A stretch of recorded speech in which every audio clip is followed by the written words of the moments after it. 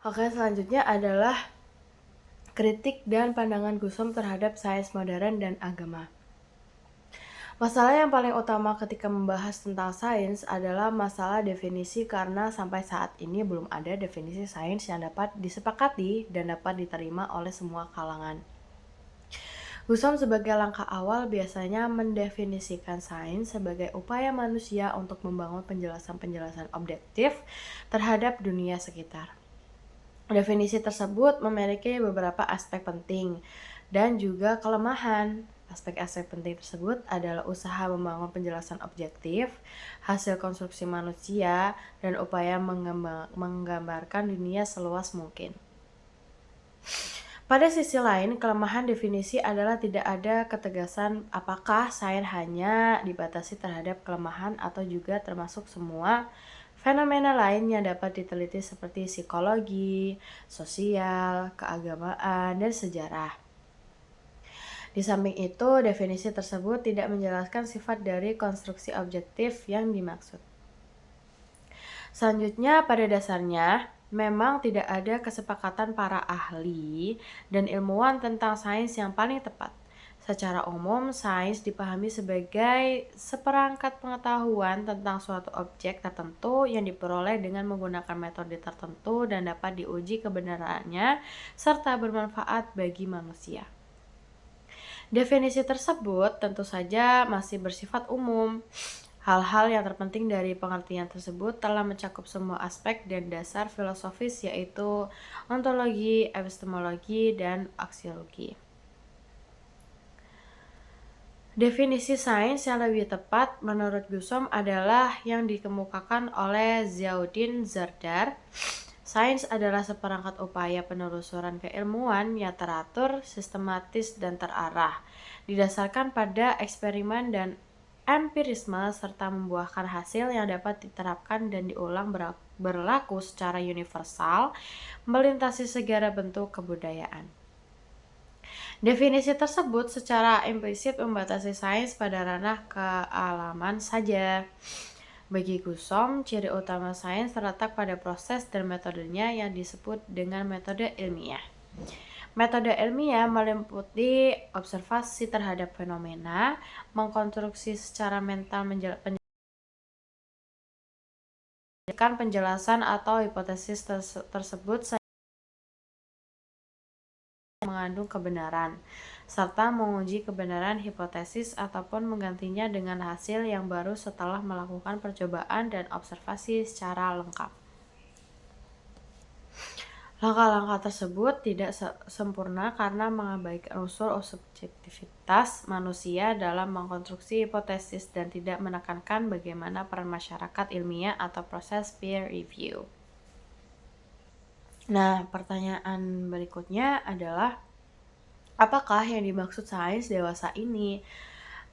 Sains dewasa ini adalah sains secara universal yang mencakup semua sains yang telah dikembangkan secara masa klasik sampai sekarang dan mencakup semua budaya serta peradaban, atau yang dimaksud hanya sains modern yang dikembangkan oleh Barat saja.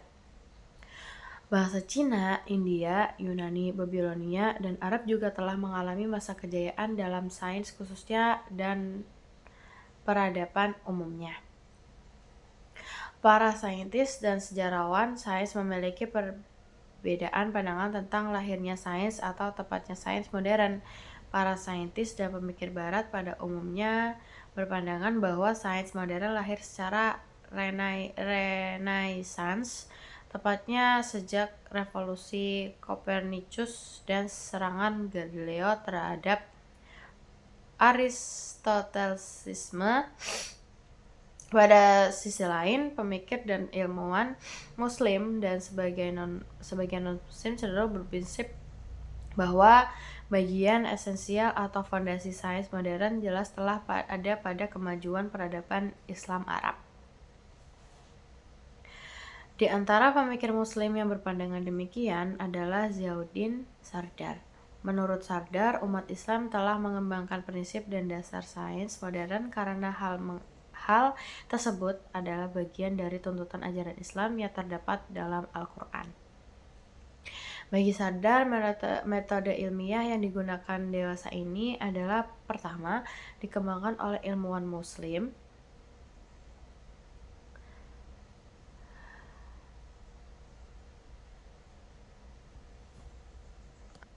Ilmuwan Muslim seperti Ibn Sina, Al-Biruni, dan sebagainya. Mehdi Golzhani memandang sains modern merupakan warisan dari peradaban Islam. Gusum mempertanyakan pandangan Sardar dan Golzhani tersebut karena hal tersebut melahirkan jenis lain sentrisme budaya. Jika peradaban lain seperti peradaban Babilonia dan Cina dapat membuktikan perkembangan sains pada masanya begitu pesat, maka tidak tertutup kemungkinan sains modern muncul pada masa kejayaan peradaban mereka. Dengan mengutip Sarton, Gusum berpandangan bahwa semua peradaban termasuk peradaban Islam memiliki kontribusi penting dalam perkembangan dan sejarah sains. Pandangan kontroversial lain adalah bahwa sains modern lahir sejalan dengan munculnya agama monoteistik dan memudahnya politeistik. Pandangan ini tentu saja sulit diterima karena akan terjadi klaim dari masing-masing agama monoteistik, terutama Islam dan Kristen. Bagi Gusum, pendapat Citik bahwa sains modern tidak muncul pada peradaban Islam perlu mendapat perhatian karena sains modern jelas bersifat sekular, dikotomis, dan materialistik serta sangat berbeda dengan peradaban Islam yang mengutamakan nilai-nilai keabadian dan transendental. Sains modern yang bersifat materialistik di barat pada dasarnya tidak berhasil mengkonstruksi peradaban lain seperti India, Cina, dan Islam menjadi sains yang materialistik meskipun ketiga peradaban tersebut adalah peradaban besar yang memiliki banyak keunggulan dibandingkan dengan barat sebelum abad ke-13. Kegagalan sains modern dalam mengubah paradigma peradaban lain terutama dalam ranah non-saintifik dari budaya yang meliputi hukum, agama, filsafat, teologi, dan sejenisnya. Sains sebagai sebuah konstruksi keilmuan tentu memiliki landasan metafisik. Landasan metafisik yang dimaksud adalah prinsip-prinsip yang mendasar sebagai landasan pengembangan sains. Dalam pengembangan sains, landasan metafisik sains beragam mulai dari materialistik, terus teistik, dan islamik. Dasar metafisik sains tersebut sangat tergantung dari kecenderungan seseorang atau komunitas untuk merumuskan dasar filosofi sains tersebut. Inilah mungkin salah satu contoh pentingnya paradigma seperti yang dijelaskan Kuhn pada masa sains normal. Brooke juga mengapresiasi Gusum yang tidak mendukung pandangan sebagian besar pemikir Islam yang cenderung menganggap bahwa kemajuan sains pada abad modern adalah jiplakan atau salinan kemajuan dari kemajuan sains di dunia Islam sebelumnya serta korban dari sikap represif agamawan atau Kristen terhadap sains. Padahal menurut Brooke, nilai-nilai dan ajaran Kristen juga memiliki kontribusi terhadap perkembangan sains abad ke-16 dan 17. Pada sisi lain, pemikir barat juga memiliki kecenderungan untuk mengurangi dan mempertanyakan orisinalitas keilmuan para filsuf dan keilmuan muslim yang luar biasa antara abad ke-9 dan abad ke-13 serta merupakan koreksi dan pemindahan warisan Yunani. Kedua pandangan tersebut pada dasarnya mempertentangkan peran agama terhadap perkembangan sains dari tradisi Islam dan Kristen. Analisis Brooke tersebut tentu saja dilandasi oleh adanya sikap inklusif Gusum. Bahkan mungkin Gusum memiliki pandangan perennial terhadap agama meski hanya terbatas pada agama Kristen. Pandangan dunia, sains modern adalah sebuah struktur metafisik yang unik. Pandangan dunia keilmuannya adalah berdasarkan atas asumsi yang terdapat dalam hukum alam dan kemampuan manusia untuk memahaminya. Hoof menyebut bahwa revolusi ilmiah yang terjadi pada abad ke-16 dan ke-17 adalah sebuah revolusi metafisik yang mendalam. Revolusi tersebut hanya terjadi di barat, bukan di dunia Islam ataupun Cina. Sains modern cenderung dianggap berawal dari dikembangkannya cara kerja keilmuan induksi yang menggantikan deduksi.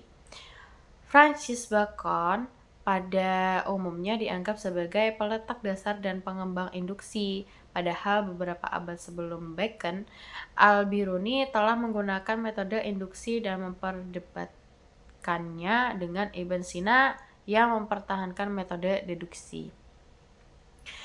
Dominasi metode induksi sebagai dasar sains membawa pandangan naturalisme secara metodologis sehingga persoalan supranatural dan sejenisnya akan ditolak dalam diskursus ilmiah.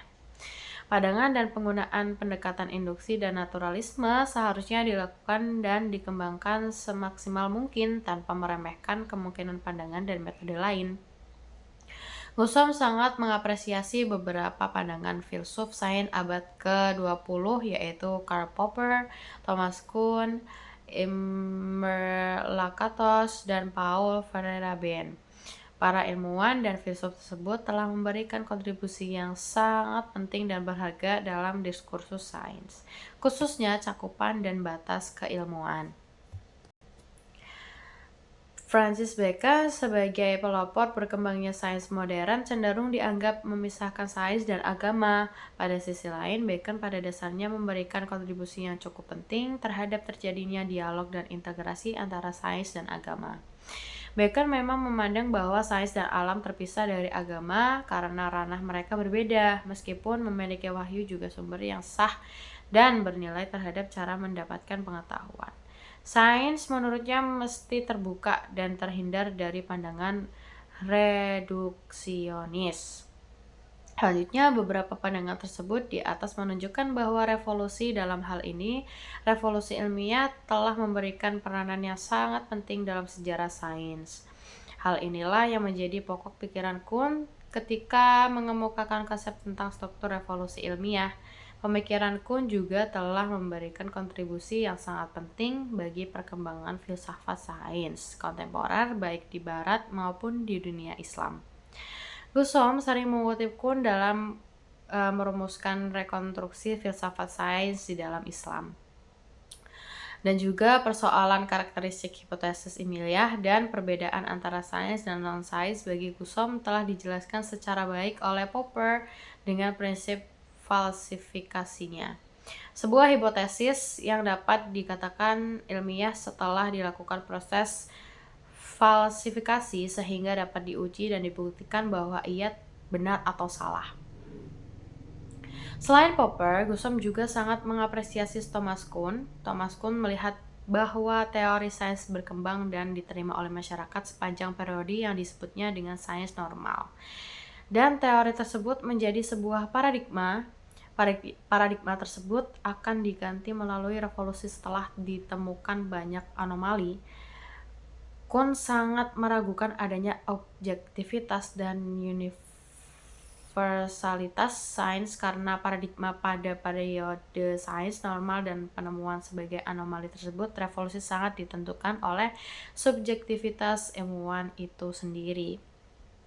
Bagi Gussom, pandangan Kuhn dan pendukungnya benar-benar mendobrak konsep tentang fakta dan kebenaran serta menyeluruh. Imre Lakatos memperkuat pandangan Kuhn paradigma. Pemikir lain yang mendapat perhatian cukup serius dari Gussom adalah Imre Lakatos. Lakatos memandang bahwa paradigma bukan bersifat individual melainkan kolektif. Perubahan paradigma mesti melalui program riset yang dimulai dari seperangkat fakta atau asumsi sebagai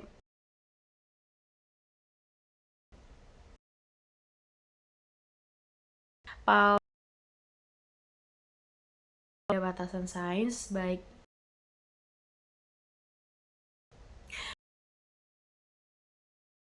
ke dalam pembahasan